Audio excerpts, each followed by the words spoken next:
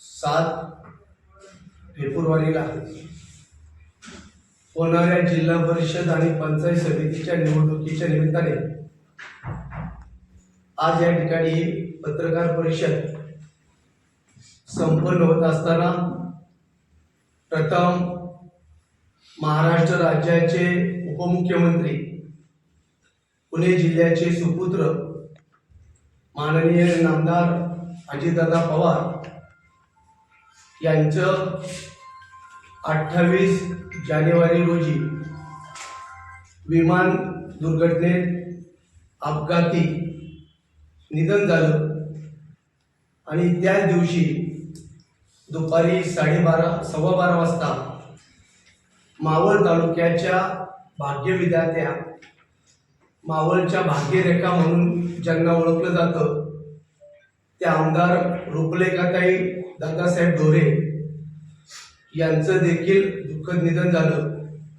त्याचबरोबर विमान दुर्घटनेत इतर असणारे सहकारी या सर्वांना प्रथमतः भावपूर्ण आदरांजली समर्पित करतो। त्यांच्या आत्म्यास सद्गती शांती लाभो अशी परमेश्वरचरणी प्रार्थना करत असताना महाराष्ट्र राज्याचे मुख्यमंत्री माननीय देवाभाऊ यांनी 28 तारखेला झालेल्या दादांच्या विमान दुर्घटनेमधल्या निधनानंतर संपूर्ण महाराष्ट्रामध्ये 3 दिवसाचा शासकीय दुखवटा त्या ठिकाणी जाहीर केला।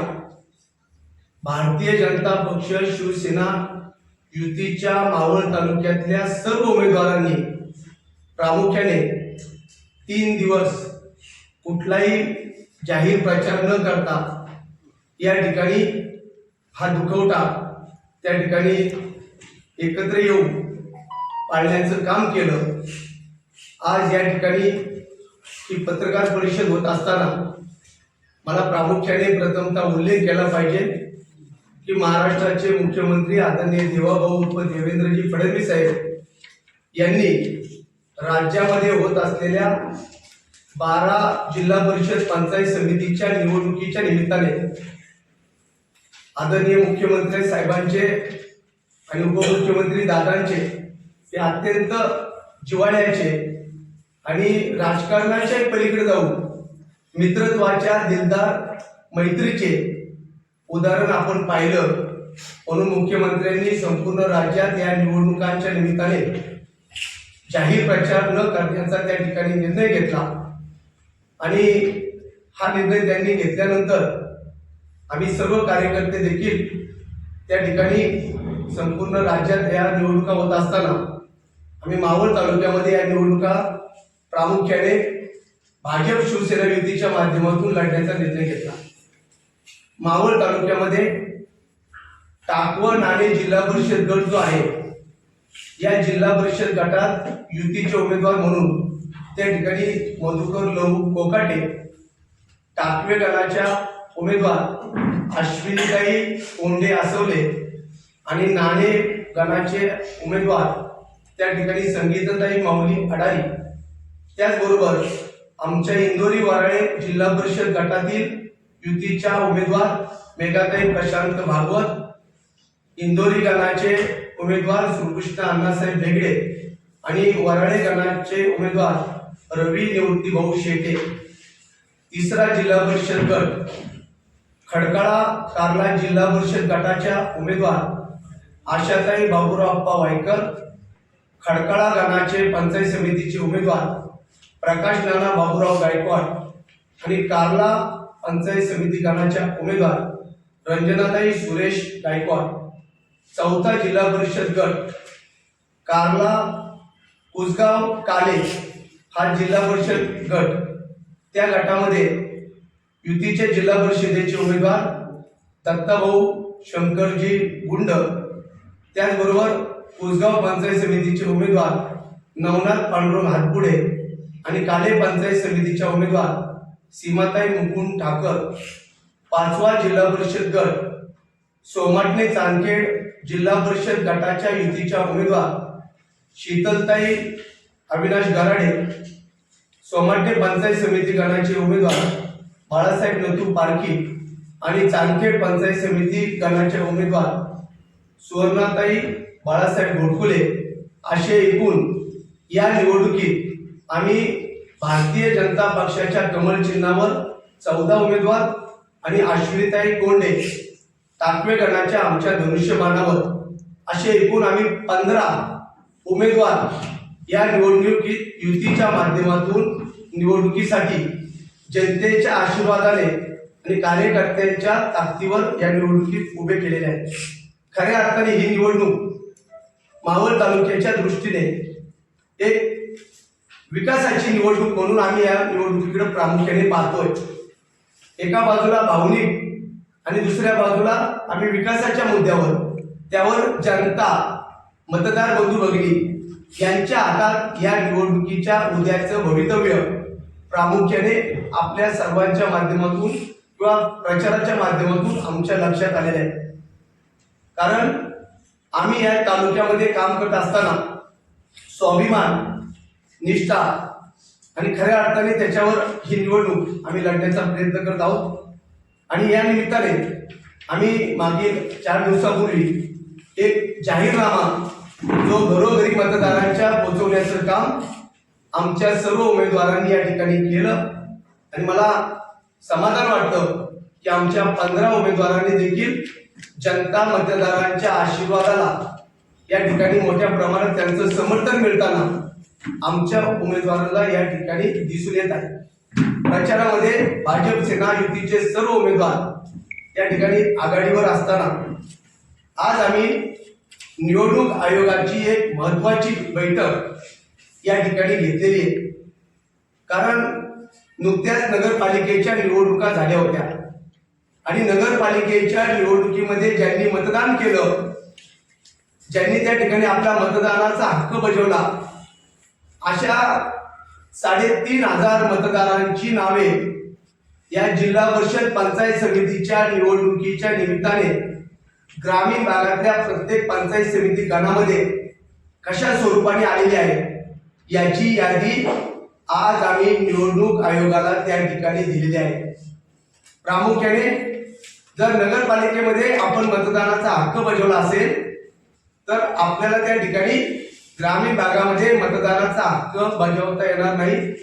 जिल्ह्याचे प्रमुख, जिल्हाधिकारी आणि या निवडणुकीचे प्रमुख म्हणून माननीय जिल्हाधिकारी यांच्याकडे देखील आम्ही या 3,500 नावे जी आहेत ज्यांनी मतदानाचा हक्क बजावलेला आहे त्या ठिकाणी आमचे कार्यकर्त्यांकडे आम्ही प्रत्येक बूथ न्याय त्याची यादी तयार केलेली आहे आणि त्या ठिकाणी यांना मतदान करण्यासाठी जर ती व्यक्ती आली तर आम्ही त्या ठिकाणी संबंधित निवडणूक आयोगाच्या यंत्रणेला त्या ठिकाणी ते दाखवून देणार आहोत, त्यांच्या लक्षात आणून देणार आहोत. आणि प्रामुख्याने या माध्यमातून प्रत्येक बूथवर आमचा कार्यकर्ता या ठिकाणी बोगस मतदान होणार नाही किंवा ग्रामीण भागामध्ये 3,500 पेक्षा जास्त दुबारा नाव आहेत त्याची यादी देखील आम्ही त्या ठिकाणी दिलेली आहे.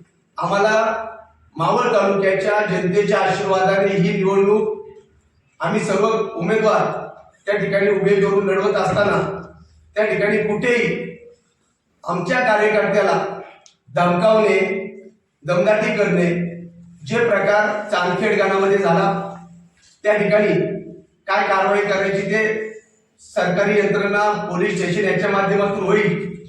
परंतु आपण निवडणूक लढवत असताना आपण लोकशाही पद्धतीने वातावरण शांत राहून संयमाने या ठिकाणी या निवडणुकीमध्ये सहभाग घेतला पाहिजे. जनतेला या उत्सवाच्या निवडणुकीच्या माध्यमातून मतदानासाठी मोठ्या प्रमाणात आग्रह केला पाहिजे. परंतु आज आमच्या टाकवे गणातील युतीच्या उमेदवार अश्विनीताई कोंडे यांना त्या ठिकाणी रस्त्यावर आंदोलन करावं लागलं. का तर एक गाडी, ज्या गाडीमध्ये 12.5 लाख रुपयापेक्षा जास्त रक्कम सापडल्याचं त्या ठिकाणी निवडणूक आयोग आणि सरकारी पोलीस यंत्रणेच्या माध्यमातून लक्षात आलं.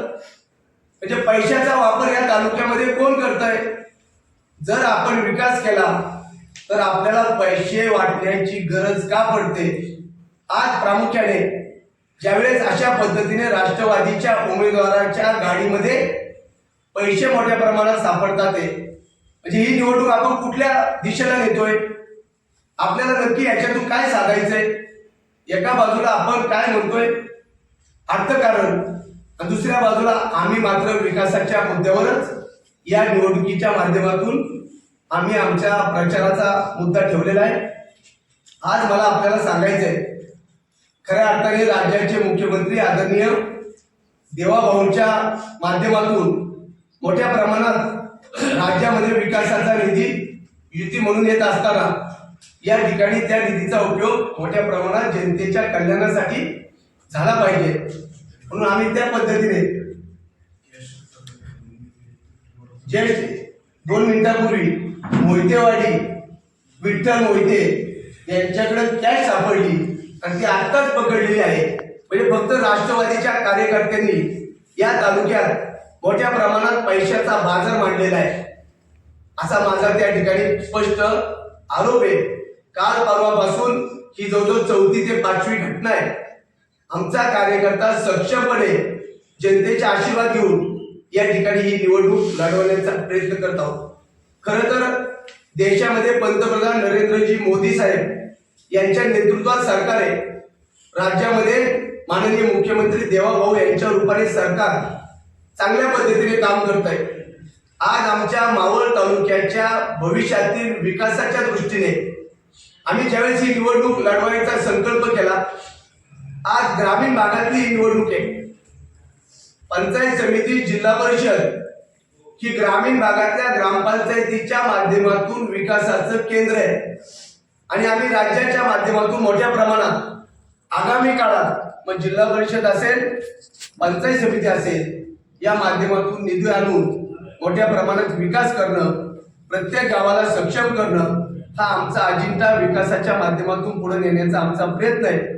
म्हणून मी मावळ तालुक्यातल्या जवळजवळ 234 बूथवर या ठिकाणी परवा दिवशी 7 तारखेला म्हणजे शनिवारी सकाळी 7:30 ते संध्याकाळी 5:30 या वेळेस त्या ठिकाणी मतदान होणार आहे आणि माझी तमाम मावळवासियांना, माझ्या तमाम माय भगिनींना, माझ्या तरुण सहकाऱ्यांना, शेतकऱ्यांना, कामगाराला या ठिकाणी मी आज आपल्या माध्यमातून आवाहन करतो की मावळ तालुक्याच्या भवितव्याची निवडणूक आपण भाजप सेना युतीचे जे आमचे 15 उमेदवार आहेत त्यांना मतदान करून आपल्या सर्वांच्या मतदान आशीर्वादातून या 5 वर्षाच्या पुढच्या काळातली सेवा करण्याची संधी द्यावी असं आवाहन आज आपल्या माध्यमातून सर्वांना करतो. धन्यवाद. आमच्याकडे पंचायत समितीच्या गणानुसार या ठिकाणी प्रत्येक गणात कितीही ज्यांनी नगरपालिकेला मतदान केलं अशांची यादी प्रत्येक पंचायत समिती गणानुसार आम्ही तयार केलेली आहे. आज ती निवडणूक आयोगाला देखील यादी आम्ही पूर्ण दिलेली आहे आणि जर आपल्याला आवश्यक असेल तर पेन ड्राईव्ह मध्ये देखील आम्ही तुम्हाला सॉफ्ट कॉपी त्या ठिकाणी देण्याचा विषय करू शकतो. प्रत्येक पंचायत समितीने आहे जी आपण आकडेवारी काढली ती आकडेवारी सांगू शकाल का? हो, साधारणतः सरासरी जी शहरी भागाच्या लगतचे जे पंचायत समितीचे गण आहेत तिथं जास्त प्रमाणात मतदान आहे, 700-800च्या दरम्यान त्या ठिकाणी आहे. परंतु आतले जे काही पंचायत समिती गण आहे तिथं कमी ही 3,500ची यादी आमच्याकडे आली ही खूप धक्कादायक स्वरूपाची माहिती आम्हाला त्या ठिकाणी लक्षात आली आणि हेच मतदार जे नगरपालिकेला मतदान करतात आणि परत ग्रामीण भागामध्ये येणाऱ्या पंचायत समिती, जिल्हा परिषदेच्या निवडणुकीमध्ये देखील मतदान करतील. म्हणून आम्ही त्या ठिकाणी नावानुसार आमच्याकडे ही सर्व यादी आहे आणि आमचं पूर्ण बारीक लक्ष या निवडणुकीतल्या या अशा स्वरूपाच्या दुबारा मतदान आणि ज्यांनी मतदान केलंय यांच्या स्वरूपात आमचं खूप बारीक लक्ष हे परवाच्या मतदानाच्या दिवशी असणार आहे. राज्याचे मुख्यमंत्री देवाभाऊ झाल्यानंतर किंवा 2022 ते 2025 या कालखंडामध्ये आम्ही सरकारमध्ये होतो, परंतु एक लक्षात ठेवलं पाहिजे, आमदार निवडून आल्यानंतर आमदाराला त्या ठिकाणी निधी मिळतच असतो. ती गोष्ट काही वेगळी नाहीये. 2014 ते 2019 आम्ही सरकारमध्ये असताना, आमदार मंत्री असताना त्या ठिकाणी 1400 कोटी रुपयापेक्षा जास्त विकासाच्या माध्यमातून आणलेला या तालुक्यातला निधी तो त्या ठिकाणी आम्ही या ठिकाणी तालुक्यात खर्च करण्याचा प्रयत्न केला. त्यामुळे आमदारांनी आता निधी आणला त्याचं काही विशेष नाहीये. शेवटी त्याचा आपण गौरव करण्याचं काही कारण नाहीये आणि आमदाराचं ते कामच आहे. त्यांना तो फंड मिळत असतो. मग तो राज्य सरकारच्या माध्यमातून असू, जिल्हा नियोजन मधून असू, PMRDAच्या माध्यमातून असू, हे आमदाराचं कामच आहे. त्याच्यासाठी त्या ठिकाणी निवडून दिलेलं असतं. त्यामुळे निधी आणल्याचं सांगण्याची काही आवश्यकता नाही. लोकशाहीमध्ये निवडणूक आयोगाने जे अटी नियम घालून दिलेले आहेत त्या माध्यमातून भाजप सेना युतीचे सर्व कार्यकर्ते त्या ठिकाणी काम करतात. या तालुक्यामध्ये निवडणुका होत असताना खऱ्या अर्थाने जनतेने ही निवडणूक आता हातात घेतलेली आहे. त्यामुळे येणाऱ्या काळात यांनी किती अशा स्वरूपाच्या लोकांना आमिष दाखवण्याची प्रयत्न केली तरी देखील निवडणूक आता जनतेने हातात घेतलेली आहे आणि 9 तारखेच्या निकालाच्या माध्यमातून ते स्पष्ट होईल. त्यांनी जे आता भावनिक आव्हान लक्षात घेतलं पाहिजे की ज्या वेळेस आदरणीय दादांची, रुपलेखाताईंची घटना घडली, राज्याचा एक मोठा नेता गेल्यानंतर आपण सगळेच या राज्यातले एक सर्व मतदार, नागरिक, कार्यकर्ते हे त्या ठिकाणी आम्ही देखील दुःखात सहभागी झालो. त्या ठिकाणी मोठ्या प्रमाणात आम्ही पाळलं की शेवटी राज्याचं खूप मोठं नुकसान झालं. परंतु यांनी दुसऱ्या बाजूला त्याचं राजकारण सुरू केलं. हे चुकीचं आहे. आमचा मुद्दा आज मावळ तालुक्याच्या दृष्टीने आमची ग्रामपंचायत त्या ठिकाणी आमच्या महिला भगिनी नागरिकांच्या घरामध्ये वेळेवर पाणी स्वच्छ मिळतं का, त्या गावाला योग्य त्या पद्धतीचा रस्ता झालाय का, त्या गावामध्ये आपण मोठ्या प्रमाणात सौर दिवे लावून गाव सक्षम केलं का. पंतप्रधान नरेंद्रजी मोदी साहेब यांच्या नेतृत्वात जल जीवन मिशन योजना या ठिकाणी आली, परंतु त्याच्यावर खूप मोठ्या प्रमाणात या तालुक्यामध्ये त्या योजनेचा बोजवारा उडवला गेला. आज खऱ्या अर्थाने पंतप्रधान मोदी साहेबांनी 10वा वित्त आयोग, 11वा वित्त आयोग, 16व्या वित्त आयोगापर्यंत जे कधी ग्रामपंचायतीला थेट त्या ठिकाणी निधी मिळत नव्हता, तो मोदी साहेबांच्या माध्यमातून केंद्र सरकारचा थेट निधी आज ग्रामपंचायतीला मिळतो, आमच्या शेतकऱ्याला मिळतो. घरकुल योजनेच्या माध्यमातून त्या ठिकाणी घरकुल योजनेसाठी आवास योजनेच्या माध्यमातून मिळतो. या सगळ्या योजना येणाऱ्या काळात तालुक्याच्या विकासाच्या दृष्टीने महत्वाच्या आहेत. आणि प्रामुख्याने एक गोष्ट सांगतो की जिल्हा परिषद मध्ये एक प्रकल्प संचालक या पदावर एक वरिष्ठ अधिकारी काम करत असतो. आपण मावळ तालुक्यातले जे विकासाचे प्रश्न आहेत, ज्याला थेट केंद्र सरकारकडून निधी मिळतो, त्याच्यावर देखील आम्ही काम सुरू केलेले आहे. आणि केंद्राचा मोठ्यात मोठा निधी आणि राज्याचा देवाभाऊंच्या माध्यमातून मोठा निधी, हा विकासाचा विजन घेऊन आम्ही या निवडणुकीमध्ये नक्कीच जनतेच्या आशीर्वादाने आम्ही त्यांना आवाहन केलेलं आहे. खरं तर 27 तारखेला आम्ही आमची सुरुवातीला ताकद काय आहे आम्हाला कोण विचारत नाही. आता त्यांचेच कार्यकर्ते आम्हाला फोन करून सांगतात की तुमची ताकद आम्हाला कळली. माझी मावळ तालुक्यातल्या या निवडणुकीच्या माध्यमातून प्रामुख्याने आमचा पक्ष असेल किंवा विरोधी असेल, नात्या गोत्यांच्याही पलीकडे जाऊन आमच्यासाठी भारतीय जनता पक्षाचा कार्यकर्ता किंवा युतीचा कार्यकर्ता हा आमचा खऱ्या अर्थाने श्वास आहे. आणि भारतीय जनता पक्षाच्या कार्यकर्त्याला जर कुणी अशा पद्धतीने धमकावणे, अशा स्वरूपाची भूमिका घेतली तर मग माफी मागायला का आली. जर तुम्हाला तशा पद्धतीने वागायचं तर मग जशाच तसं आम्ही देखील उत्तर देऊ शकतो. मग एका बाजूला धमकी द्यायची आणि दुसऱ्या बाजूला माफी मागायची. आम्हाला या तालुक्यातलं वातावरण दूषित होऊन द्यायचं नाही. या तालुक्यातल्या जनतेला त्रास होऊ नये, नागरिकांना आनंदाने या सर्व प्रक्रियेमध्ये सहज सगळ्या गोष्टी करता याव्यात म्हणून आम्ही देखील ते माफी मागायला आल्यानंतर आम्ही 2 पावलं मागे आलो की ठीक आहे, आता आमचा उमेदवार म्हणला की आपल्याला वातावरण चुकीचं होऊन द्यायचं नाही, म्हणून आम्ही ते स्वीकारलं. आमच्या कार्यकर्त्याचे मोठेपण आहे, पण याचा अर्थ कुणी आमच्याकडं वेगळ्या नजरेने त्या ठिकाणी बघण्याचं काम करू नये. मंत्री कोण हे सगळ्यांना माहिती आहे, एवढंच सांगतो. स्वर्गीय अजयदादा, तुम्हाला त्याबद्दल काय? खरं तर एका बाजूला दादांच्या अस्थि कलशाच्या माध्यमातून त्या ठिकाणी आवाहन करायचं आणि त्याच वेळी दुसरीकडं मोठ्या प्रमाणात साडी वाटपाचं देखील करायचं, हे किती चुकीचं आहे मावळ तालुक्याने आता बघितलेलं आहे. आमच्या कार्यकर्त्याला, आमच्या उमेदवाराला आम्ही सांगितलं की जो आपल्याला पक्षाचा आदेश आहे तो पूर्णपणे पाळायचा.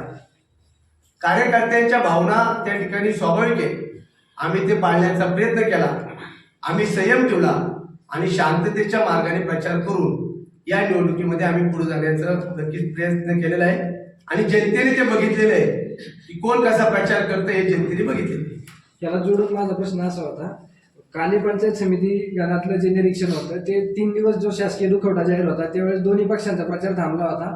त्याच्यानंतरही तुम्ही भूमिका घेतल्यानंतर शांततेत मावळ भाजपचा प्रचार चालू होता, पण राष्ट्रवादीचा प्रचार हा तिथं वाजत गाजतच सुरू होता. मग नेमकं याच्या मागे काय तुम्हाला वाटतं? आता याचा निर्णय जनता करणार आहे. बाळाभाऊ, खरं तर काही दिवसापूर्वी तुम्ही एक घोषणा केली होती की मला फाईल ओपन करायला लावू नका. अशा कोणत्या फाईल्स आहेत की ज्या तुम्हाला ओपन करायच्या आहेत आणि जनतेला सांगायचं? वेळ आले की तुम्हालाही सांगतो. तसं आता गणेश भाऊनी म्हणले, आता मागच्या ह्या आठवड्यामध्ये तुम्ही काहीतरी घोषणा केली होती की स्वर्गीय अजितदादा पवार यांचं प्रतिष्ठान सुरू आमचे करायचं. नेते पण ते करत असताना लोकनेते गोपीनाथजी मुंडे यांचे आपण प्रतिष्ठान सुरू केलेले आहे अगोदर, त्याचा आता कुठपर्यंत कार्यवाही चालू आहे का, कसं आहे? खरं तर आमचे सहकारी सचिन भाऊ घोटकुले यांनी प्रतिष्ठान त्या ठिकाणी सांगितलं की आम्ही करायचा निर्णय घेत आहोत आणि मला सचिन भाऊनी सूचना केली की आपण ते जाहीर करा. आम्ही ते त्या ठिकाणी दादांच्या नावाने प्रतिष्ठान स्मारक करायचा विषय आहे आणि आमच्या कार्यकर्त्यांच्या भावना आमच्यासाठी महत्वाच्या आहेत. याच मुद्द्यावर मगाशी आमदारांनी सांगितलं की गोपीनाथ मुंडे यांचं प्रतिष्ठापन केलं, त्याचं काय झालं ते अजून पूर्ण प्रश्न नाही हे कसं करतात हे आम्ही करणार, आम्ही सांगतो आमच्या.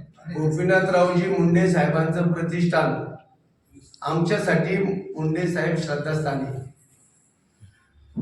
पण त्याचं प्रतिष्ठान स्थापन करून मुंडे साहेबांच्या नावाने प्रतिष्ठान स्थापन करून त्याचं कोण प्रमुख आहे हे विचारलं असतं त्यांना तर बरं झालं असतं.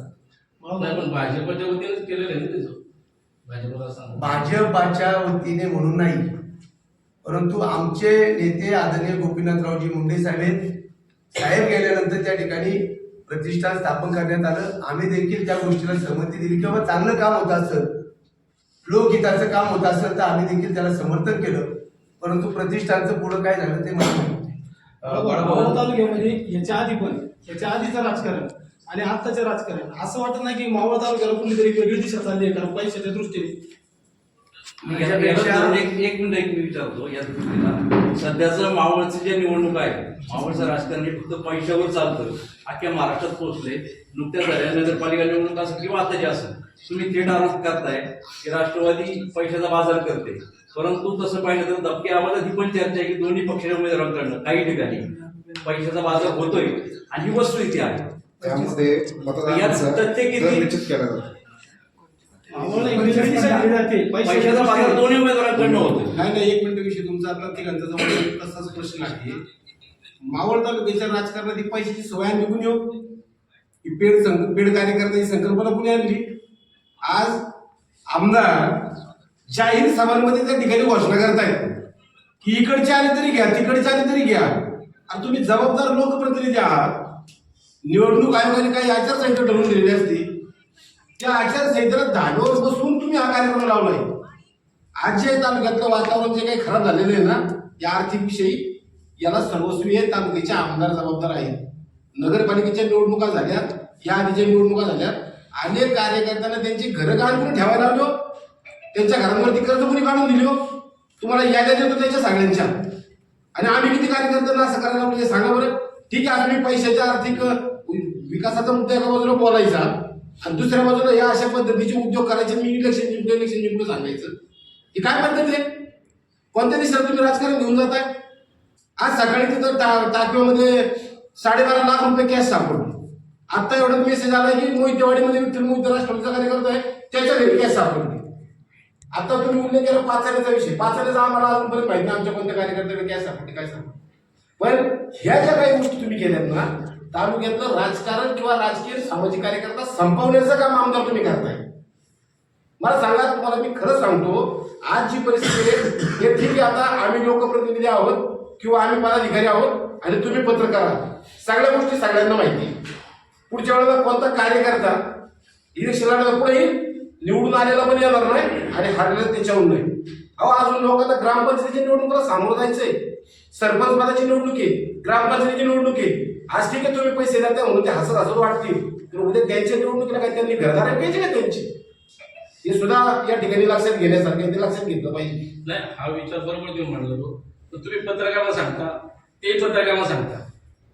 मग हे जर पैशाच्या- ऐका ना, एकत्र बसून जर निर्णय करा. मग आम्ही सांगतो का त्यांना नाही, पैसे नाही, नाही, नाही, त्या म्हणतो. हा भांडत त्यांनी आणलं हे सांगतो मी तुम्हाला. सामान्य कार्यकर्त्याचं आमचा काय? एक प्रश्न आहे, पैशाच्या बाजाराला तुमचं समर्थन नाही, परंतु पैशाच्या बाजार जो होतोय त्याला ती थांबवणं तुमची जबाबदारी नाही का? 100% आमची पण जबाबदारी. भारतीय जनता पार्टीकडनं पण पैशाचं वाटप होतंय. नाही बघा, स्थानिक कार्यकर्ता इलेक्शन लढवायला एकामेकाच्या इलेक्शनला उतरला ना की जो समोरचा करतो त्याला मी कुठेतरी निवडून यायला पाहिजे, यासाठी तो सुद्धा कळत न कळत त्या बाजूला ओढला जातो. त्या बाजूने जर आमचा भाजप कार्यकर्ता जात असेल तर आम्ही निश्चितपणे या बाबतीत सूचना देऊ. पण शेवटी पण यावर मतदाराला वाईट सवय लागते ना. मतदार त्याच्याकडे आकर्षित होते. मतदाराचा लावली कुणी विचार याच्यामुळे मतदान निकालामध्ये परिवर्तन होऊ शकतं ना. 100% होतेच ना. मग आतापर्यंत हे विजय काय मोठे विकास कामावर झाल्याच म्हणायचे तुम्हाला.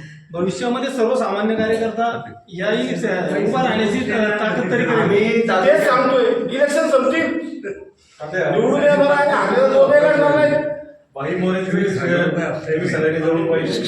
बाई मोरे कारला गटात नव्हते आणि आंध्रमात उभे राहिले. आंध्रमावळ्यातल्या स्थानिक लोकांनी लोकवर्गणीकडून बाई मोरेला निवडून आणले. तसं चित्र आज तुम्हाला सांगतो, आमच्या शीतलताई गराडे असतील किंवा सगळे उमेदवार, आमच्या संगीताताई आडारी असेल, मधुकर कोकाटे असेल, सगळी नावं मी सांगू शकतो. तुम्ही जाऊन प्रचार बघा, काय चित्र आहे. आम्ही आमचा कार्यकर्ता घराघरामध्ये जाऊन सांगतोय की आम्ही कुठल्याही पद्धतीच्या अशा गोष्टी करू शकत नाही. आम्ही सामान्य कुटुंबातले आहोत, आम्हाला आपण मतदान करावं अशा स्वरूपाचं घरोघरी जाऊन सांगायचं काम आमचा उमेदवार करतोय. हे आमच्या सामान्य उमेदवाराचं वैशिष्ट्य आहे. आमच्या सगळ्या पत्रकारांचा हाच प्रश्न होता की अर्थकारणाकडे चाललेलं राजकारण कधीतरी मावळा थांबवत का? निश्चितपणे थांबलं पाहिजे. तुम्ही आता भाई मोरेंचं उदाहरण दिलं, या आधीचे उदाहरण घ्या ना तुम्ही. दिगंबर शेट्टी 1999 साली उभे राहिले विधानसभेला.